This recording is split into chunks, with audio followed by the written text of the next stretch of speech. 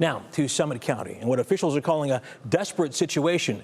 A shortage of foster homes is forcing some kids far from the communities they know, and now there's a new push to keep them closer to home. Our Hunter Bertram joins me here in the studio with details on that. Hunter, good evening. Russ, good evening. Tonight, more than 700 kids are in Summit County's foster system with just over 100 foster homes available. That gap is now driving a new urgent call for action as it continues to grow. There just aren't enough foster homes in Summit County or even close by. It means additional trauma. Unfortunately, when children have to be placed outside of their community, we're changing things up. And when that happens, it's not just a new address, it's new everything. New school, new faces, new routines, everything familiar gone. Take a look at this map. And there are more children actually placed in our custody outside of Summit County than there are inside of Summit County. In 2025, 52.9% placed outside the county. I think that was probably one of the biggest things for us, was just seeing such a huge need.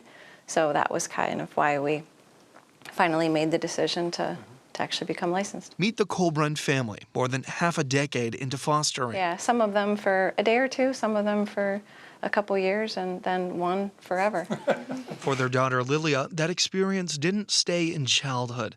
It shaped her future. She became a foster and adoptive parent herself. But I knew that becoming a foster parent and adopting her was exactly where I needed to be. So she's what some would call a foster fail.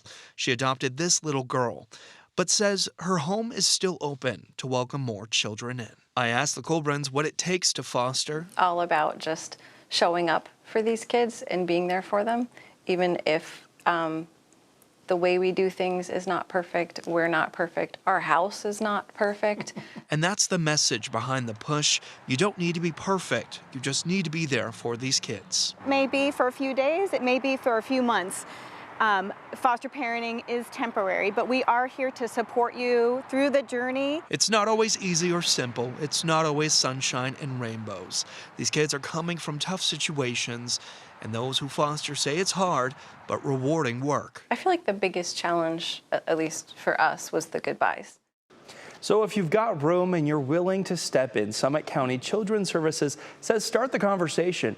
They'll walk you through the rest. And if fostering isn't the right fit, there are still other ways to help kids in care. More information on our website right now, wkyc.com. Russ. Okay, Hunter Bertram here in the studio. Thank you.